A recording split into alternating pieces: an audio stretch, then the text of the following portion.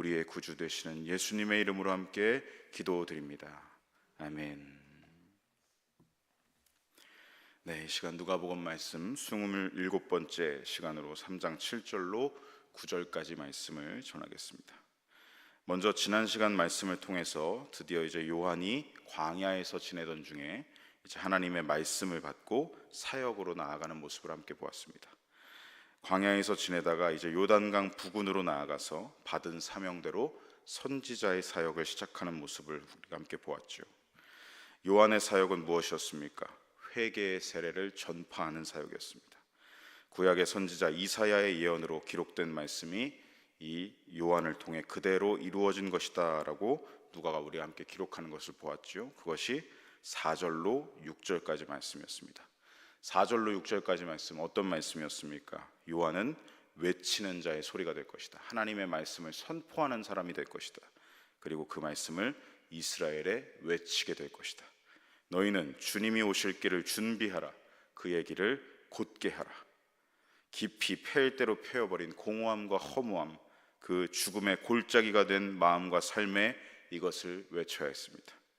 산과 같이 높아져 있는 교만한 그들의 마음과 삶에 이것을 외쳐야 했습니다. 험하게 삐뚤어져 버린 그 죄악된 마음과 삶에 주님의 길을 준비하라고 이 말씀을 선포해야 했습니다. 이 길이 준비되어야 구원이신 복음이신 예수님이 오실 때 우리 마음과 삶에 그분을 영접할 수 있게 되기 때문이죠. 그렇게 어떻게 됩니까? 그 일이 일어나면 모든 육체가 하나님의 구원하심을 보게 되리라. 요한은 그렇게 이사야가 예언했던 말씀대로 예수님이 오실 길, 예수님을 맞아들일 준비를 시키는 사역을 감당해야 했습니다. 많은 이들이 예수님을 받아들일 수 있도록 그 마음과 삶을 준비시키는 회개의 세례 전파 사역, 이것이 요한의 사명이자 사역이었습니다. 그리고 오늘 본문에서 요한이 본격적으로 이제 회개의 말씀을, 메시지를 선포하기 시작합니다. 원래는 3장 7절로 14절까지 말씀을 살펴보아야 하는데 이 새벽이라는 시간 관계상 시간이 많지 않기 때문에 오늘은 7절로 9절까지, 그리고 다음 시간에 10절로 14절까지 이렇게 두 번으로 나누어서 오늘 본문 말씀을 살펴보려고 합니다. 요한의 외치는 소리, 그가 선포하는 하나님의 말씀, 오늘은 그 말씀 선포의 내용이 무엇인지를 살펴보고 다음 시간에는 이 말씀을 들은 사람들의 반응은 어떠했는지를 살펴보도록 하겠습니다. 자, 오늘 말씀 7절부터 보시면 이제 회개의 메시지를 전하는 요한의 모습을 볼 수 있습니다. 7절부터 보시면 지금 독사의 자식들아 라는 요한의 외치는 소리가 나타나고 있습니다. 독사의 자식들아, 듣기 거북하시죠? 아마 듣기 싫어하시는 분들 계실 것이고, 듣기 거북하게 느껴지거나 부담스럽게 느껴지시는 분들도 계실 것입니다. 요한뿐만이 아니라 예수님도 이 말씀을 많이 전하셨습니다. 독사의 자식들아라는 말씀이죠. 상당히 저주스러운 말씀입니다. 그래서 아마 이런 마음들, 듣기 싫거나 거북해하거나 부담스럽게 느끼시는 분들이 계실까봐 한 가지 부탁드리고 당부드리고 싶은 것이 있습니다. 여러분, 우리가 성경을 읽거나 말씀을 들을 때 이런 강력한 메시지, 회개의 메시지, 이 말씀이 나오면 우리는 마음에 어떤 마음부터 듭니까? 꺼려하고 거북해하고 회피하고 싶은 그런 마음이 들 때가 사실 많습니다. 하지만 성도 여러분, 이것을 늘 기억하시기 바랍니다. 내가 듣고 싶은 말씀만 아멘이고 그것만 듣고 싶어 한다면 결코 하나님 앞에 바른 신앙이 아니라는 것을 기억하시기 바랍니다. 코로나 기간 동안 유튜브 온라인 설교의 홍수 시대가 되면서 한국교회의 많은 성도들은 어떻게 되었습니까? 말씀을 자기 취향에 따라 골라보는, 취사 선택을 하는 이상한 종교 생활에 접어들었습니다. 유명한 목사님인지 아닌지를 먼저 살피고, 조회수가 얼마나 되는지를 살피고, 그 다음 설교 제목을 보면서 내가 이걸 볼지 말지를 선택을 하죠. 판단을 합니다. 그렇게 취향 저격하는 말씀 골라가지고 클릭을 해서 듣다가 어느 순간 이건 나한테 맞지 않는데? 라는 마음이 들면 그냥 스킵을 해버린다든지 그 영상을 닫아버린다든지, 심지어 싫어요를 누르는 분들도 계시더라고요. 싫어요 누르는 분들이 믿는 분들인지 아니면 안티 크리스천인지는 모르겠습니다만 그렇게 우리가 말씀 앞에서 그런 태도를 가지고 있다면 그건 바른 신앙이 아닙니다. 반대로 설교가 자기한테 맞으면, 내 마음에 꼭 들면 그걸 명설교였다고 좋아요 누르고 댓글 달고 구독 신청하고 알람 설정하고, 성도 여러분, 이런 태도들, 하나님께서 여러 메신저들을 통해 나에게 주시는 말씀을 내 취향에 맞게, 무슨 베스킨라빈스 31도 아니고요, 자꾸 이렇게 골라서 선택하려고 하고 골라서 먹으려고 하고, 이런 취사 선택의 모습을 과연 하나님께서 기뻐하실까요? 죄송하지만 그건 진짜 바른 생활이 아닙니다. 내가 감히 하나님의 말씀을 제목부터 보면서 재단하려고 하고 필터링을 거쳐서 나에게 맞는 말씀만 가지려 하고, 이 말씀은 나한테 듣기 좋으니 아멘, 저 말씀은 듣기가 싫어, 노멘. 여러분, 이건 심각한 주객 전도입니다. 말씀을 전하는 메신저가, 설교자가 유명하냐 아니냐, 거기서 은혜를 받고 은혜를 받지 않고 우리가 먼저 재단을 한다면 우리는 그 말씀을 하나님께로부터 듣고 있는 것이 아니라 그 사람에게 듣고 있는 것이죠. 그 사람의 말을 듣고 있는 것이죠. 여러분, 설교자는 말씀의 주체자가 아닙니다. 말씀의 주체자는 하나님이십니다. 설교자는 메신저, 전달자일 뿐입니다. 딜리버리 역할만 하는 것이 설교자죠.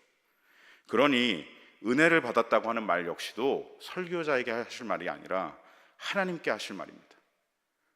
우리는 그냥 전달자일 뿐입니다. 저희들은 이번 설교가 누구냐, 저 설교자가 유명한 목사님이냐 아니냐, 저 설교자는 나랑 관계가 어떠냐 아니냐, 관계가 좋으면 아멘이고 관계가 좋지 않으면 노멘입니까? 우리 스스로 이런 것들에 은혜를 받고 못 받고를 미리 내가 재단을 한다면 이것은 여러분, 하나님의 말씀을 우리가 너무나 인본주의적으로 받아들이고 있는 것이죠. 사람에게 말을 듣고 있다고 내가 이미 지금 판단하고 있는 것입니다. 저는 이 유튜브가 우리에게 주는 편의성, 장점들, 너무나 좋은 건 많죠.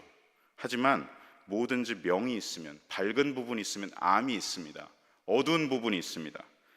유튜브 시대가 되면서 이 설교를 취사 선택하는 현상, 저는 분명히 말씀드리지만 명보다 암이 더 많은 것 같습니다.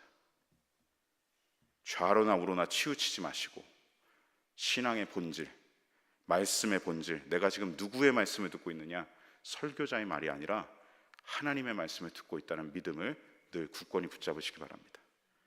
구약에서 여러분, 하나님께서 말씀하시면, 말씀이 임하면 그 순간 그 사람은 선지자가 됐습니다.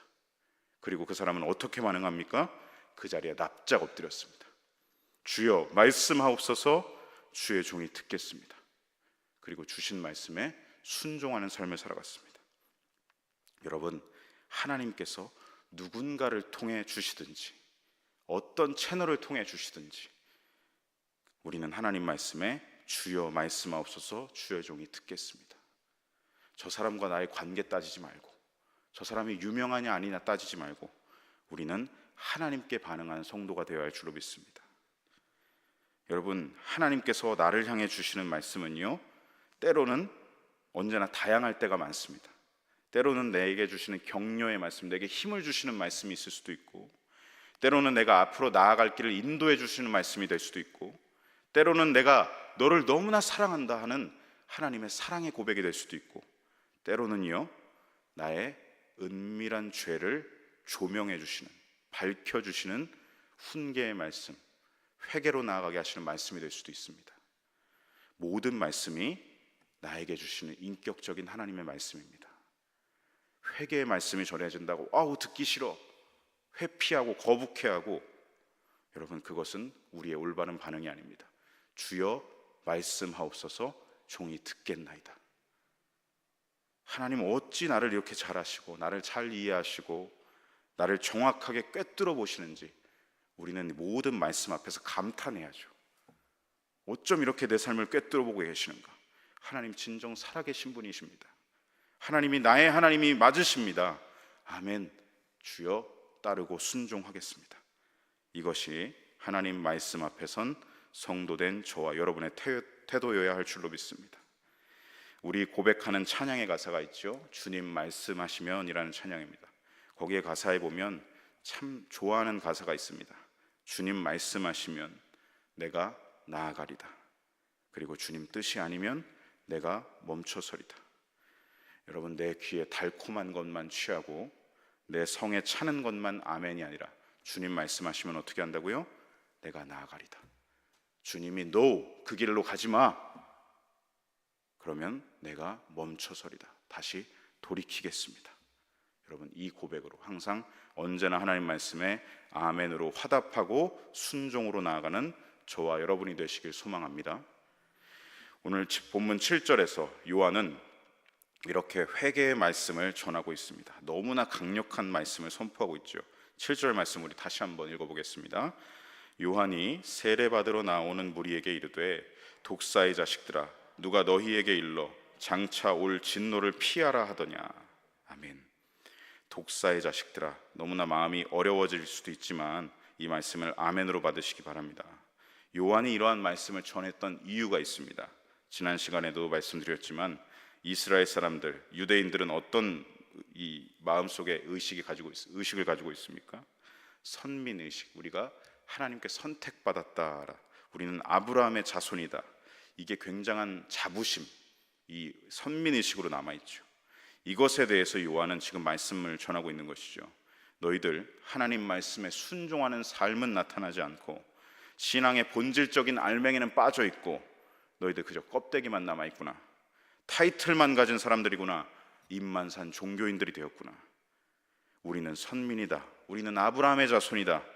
그들의 이 형식만 남아버린 종교 생활을 지금 하나님 말씀으로 깨뜨리고 있는 것이죠.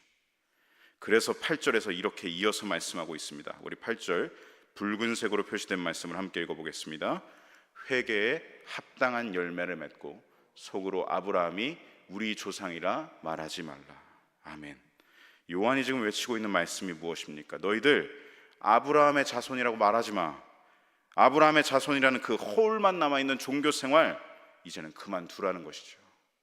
왜냐하면 그들이 믿음의 조상 아브라함, 자기들이 아브라함의 자손이라 자부한다면 그에 맞는 삶의 열매들이 맺어져야 되는데, 순종의 열매가 맺어져야 되는데 그들이 지금 삶 가운데 맺고 있는 열매들이 무엇입니까? 불순종, 교만, 거짓, 고집, 시기와 투기, 질투, 음란과 악독과 살인, 온갖 죄악의 열매들만 맺어내고 있었죠. 그 모습을 보면서 지금 너희들 다시는 아브라함의 자손이라고 자부하지 마라. 여러분, 아브라함이 어떤 사람이었습니까? 창세기에 보시면 아브라함이 어떤 사람이었습니까?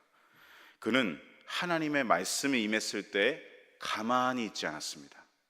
듣고 나아갔습니다. 갈 길을 알지 못하지만 말씀 믿고 듣고 나아갔습니다. 순종했다는 것이죠. 한 걸음 한 걸음 주님 가라가 하신 곳으로 목숨 걸고 한 발자국을 떼서 약속의 땅으로 나아갔던 사람이 아브라함입니다. 그는 들음으로 믿고 삶으로 순종했던 사람입니다.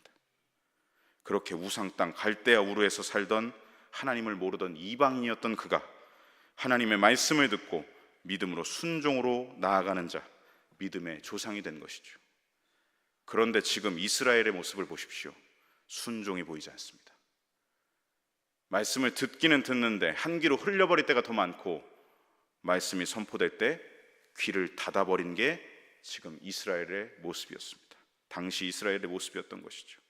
아브라함의 후손이라고, 믿음의 조상의 자손들이라고 자부하는 자들이 하나님 말씀에는 귀를 닫아버렸고, 자기 의, 자기 자랑, 자기 고집, 음란과 살인과 온갖 죄악 붙잡고 사단에게 순종하고 있었고, 죄악의 열매들만 맺어내고 있었습니다. 그러니 요한이 지금 하나님의 말씀을 그들에게 강력하게 선포하는 것이죠. 너희들 더 이상 아브라함의 자손이라고 자부하지 마라. 맺어내는 열매를 보면 그 나무를 아는 것이다. 너희는 지금 아브라함의 자손이 아니라 독사의 자식들이다. 마귀에 속한 자들의 모습이 너희들 안에 가득하다라는 것입니다. 요한은 지금 단호합니다. 그리고 엄중했습니다. 모여든 자들이 그들 자신을, 이 말씀 앞에 그들 자신을 돌아볼 수 있도록 하나님의 말씀을 선포하고 있는 것입니다. 요한은 4절로 6절에 아까 이사야의 예언대로 주님이 마음에 들어오실 준비, 이 이스라엘 사람들의 마음을, 삶을 준비시키는 말씀을 전하고 있는 것이죠. 회개에 합당한 열매를 맺으라 라고 8절에서 말하고 있습니다. 이는 아브라함의 믿음, 그 믿음이 오늘 너희의 믿음이라고 자부를 한다면 타이틀만, 껍데기만, 홀만 아브라함의 자손이 아니라 아브라함처럼 순종의 열매를 맺어내라, 순종해라, 삶으로 그 열매를 맺어내라 라는 말씀입니다. 여러분, 말씀에 대한 순종을 지금 여기서 말하고 있는 것이죠. 그리고 8절 후반절에 요한은 또 이렇게 말하고 있습니다. 우리 파란색 글씨 함께 읽어보겠습니다. 하나님이 능히 이 돌들로도 아브라함의 자손이 되게 하시리라. 여기서 말하는 돌들은 아브라함의 자손과 지금 대조되고 있는 것이죠. 여러분, 돌이 어떻습니까? 생명이 없는 것입니다. 이 돌은 무엇을 말하는 거냐면 하나님을 떠나 있는 사람들을 말하는 것이죠. 즉 세례 요한이 지금 아브라함의 자손들과 대조하고 있는 이 돌들은 누구를 말하는 것이겠습니까? 아브라함의 자손이 아닌 사람들, 이스라엘 사람들이 그렇게 선민이라고 자부하고 그런 그들의 입장에서 생각하기에 하나님을 떠나 있는 사람들을 누구로 판단했겠습니까? 이방인들이죠. 지금 요한이 말하는 겁니다. 너희들이 생명이 떠난 자들이라고 그 생각하고 있는 이방인들, 하나님께서 이방인들을 어떻게 하시겠다는 겁니까? 이들이 진짜 믿음의 자손이 될 수 있다. 이방인들을 오히려 하나님이 선택하셔서 그들을 하나님의 자녀 백성으로 삼으실 수 있다. 너희들 이걸 잊지 마라고 지금 얘기하는 거죠. 요한계시록에 말하는 금촛대를 옮기실 수 있는 분, 그건 하나님의 권세입니다. 요한은 지금 이스라엘 백성들에게 이렇게 외치는 것입니다. 너희들 돌들과 같다고 생각하는 이방인들, 하나님은 저 이방인들로도 믿음의 백성들이 되게 하실 것이다. 실제 이 말씀대로 어떻게 되었습니까? 이스라엘 백성들, 예수님을 받아들인 사람들도 있었지만 예수님을 마지막에 결국 십자가에 못 박는 불순종의 죄도 지는 그런 죄를 벌이면서 결국 복음을 어떻게 하시죠? 이방인들에게 복음이 전파되게. 그리고 2000년이 지나 저와 여러분이 복음을 받아들이고 하나님의 자녀가 된 것도 바로 이 예언으로 말미암아 이스라엘 백성들이 복음을 걷어차면서 우리에게 그 복음을 믿을 수 있는 기회가 온 것입니다. 여러분, 아브라함도 원래는 갈대아 우르에 살고 있었던 이방인이었습니다. 그가 하나님의 부르심을 듣고 믿음으로 순종하여서 하나님의 백성이 되었다는 것이죠. 그도 이방인이었습니다. 그러니 선민의식은 우리가 붙잡아야 될 것이 아니라 우리를 하나님께서 부르셨다는 은혜를 기억해야 되는 것이 맞는 것이죠. 이스라엘 사람들은 깨달아야 했습니다. 그들이 자부하고 있던 종교적인 허울, 선민의식을 붙잡는 게 아니라 우리는 지금 뭘 해야 되느냐? 하나님 말씀 붙잡고 믿음으로 순종하고 회개에 합당한 열매를 맺어내는 삶으로 나가야 된다는 것, 그것이 그들의 붙들어야 할 진정한 신앙의 본질이었던 것이죠. 아브라함의 후손임을 내세워서 스스로 의롭다고 여길 것이 아니라 나는 너희와 다르다, 이방인들 손가락질하는 것이 아니라 그들은 회개한 만큼 그에 합당한 삶을 살아내야 했습니다. 그것이 여러분 진짜 믿음의 후손들이요, 하나님의 백성이요, 하나님의 자녀인 것이죠.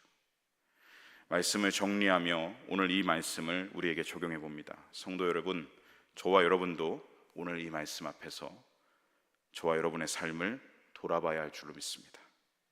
무거운 말씀, 듣기 싫은 말씀일 수도 있지만 저와 여러분은 오늘 이 말씀을 우리에게 주실 때 거부하고 귀를 막고 뒤로 돌아서는 게 아니라 하나님, 제가 듣겠습니다.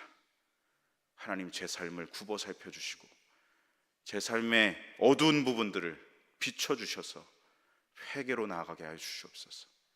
그것이 저와 여러분의 태도가 되어야 되겠죠. 여러분, 우리의 삶 속에서 교만과 미선으로 그릇된 열매들이 맺어지고 있는 것은 아닌지, 예수님의 십자가가 오늘 나의 십자가가 되어서 회개에 합당한 열매를 맺어내는 삶인지 아닌지, 믿음에 합당한 삶을 나는 오늘 과연 살아가고 있는지를 반드시 돌아보아야 합니다.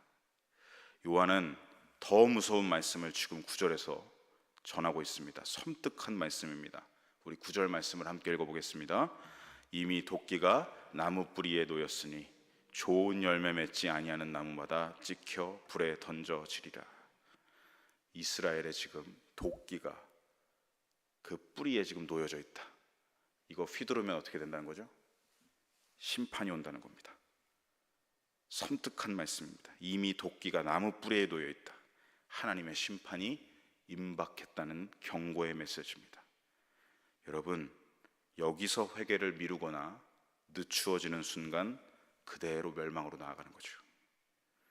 여러분, 교만한 마음은 도무지 은혜를 받을 수 없는 상태를 말합니다. 예수님을 통해 구원을 얻은 성도인 저와 여러분은 우리는 어떻게 해야 됩니까? 날마다 십자가 앞에 나의 죄인됨을 겸손히 고백하고 인정하고, 예수님의 십자가 때문에 내가 의로운 사람이 되었다. 내 스스로 의로운 게 아니라, 내가 스스로 그리스도인이 된 게 아니라 예수님의 십자가 때문에 내가 의인이 되었다는 것을 늘 기억하면서, 그리고 내 죄는 예수님과 함께 이미 십자가에 못 박혀 처리되었다는 것을 고백하며, 그렇게 십자가를 통과한 사람들이 진정한 성도들입니다. 그런데 또다시 내가 내 의로움을 내세우는 삶을 살아간다면, 자기 자랑하는 삶을 살아간다면, 고집으로 신앙이 아니라 고집으로 똘똘 뭉쳐서 살아간다면, 그것은 또다시 예수님의 십자가를 내가 부인하는 길이고, 죄인 되었던 이전의 삶으로 돌아가는 회귀 현상으로 나아가는 우리의 모습이 되는 것이죠. 여러분, 자기 의로움을 내세우며 마음이 교만해져 있는 사람은 결코 십자가를 통과할 수 없고, 십자가 너머에 있는 부활의 은혜를 누릴 수가 없습니다. 회개는 입술의 고백 이상으로 삶의 구체적인 변화를 뜻합니다. 여러분, 회개에는 하나님이 요구하시는 거룩한 삶으로 전환되는, 삶이 완전히 뒤바뀌는 태도가 반드시 뒤따라야 합니다. 그것이 열매가 맺어지는 길이죠. 사랑하는 성도 여러분, 오늘 하루도 우리 모두 오늘 우리에게 주신 이 말씀에 순종함으로 참된 회개로 나아가시고, 그 회개의 열매가 맺어지는 삶을 살아가는 저와 여러분 되시기를 간절히 소망하고 축복합니다.